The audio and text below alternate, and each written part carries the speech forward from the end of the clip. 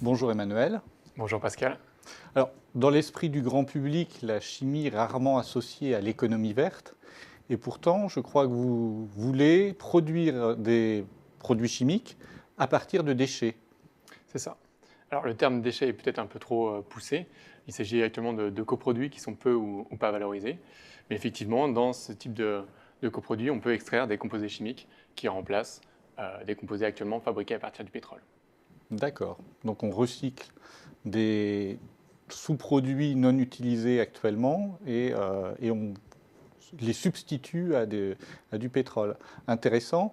Beaucoup de projets d'étudiants entrepreneurs ont un caractère sociétal.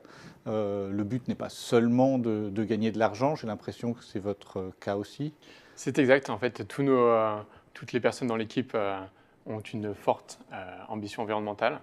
Et ça se voit avec la technologie qu'on utilise, qui est la pyrolyse, et qui, selon certaines configurations, a un bilan carbone négatif. D'accord. Et vous êtes une équipe de 3 personnes, c'est ça? C'est exact. Donc, il y a Moussa Diko, qui est chercheur au LSPM, qui s'occupe de la partie R&D, et Mariana Bittencourt, qui s'occupe de la recherche de partenariat et de la communication, et moi de la partie commerciale et financière. Alors, quelles sont les grandes étapes de votre projet et où en êtes-vous par rapport à ces étapes?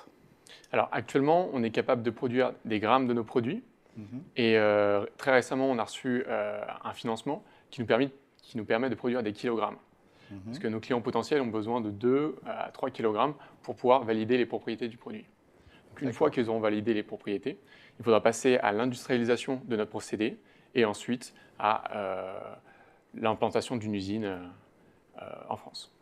Donc là, j'imagine que se posent des problématiques de financement. Absolument.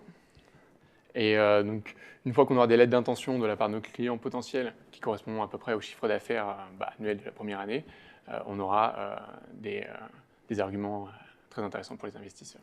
Donc votre but est bien de vendre les produits finaux, de les fabriquer vous-même. C'est exact. L'implantation serait plutôt en France ou Exact. En France, on a plusieurs possibilités. On a rencontré des parties prenantes en Dordogne ou en région centre. Pour l'instant, on est encore en train de déterminer le meilleur endroit pour s'implanter. D'accord. Donc en plus, vous contribuez à la réindustrialisation Absolument. de notre pays. Avez-vous eu un soutien de votre pépite? Oui, alors, pour mon cas, comme je viens d'une formation exclusivement scientifique, Mhm. j'ai eu aucune compétence en entrepreneuriat, notamment en comptabilité, finance, marketing et commercial. Et c'est ce que m'a apporté la formation Pépite.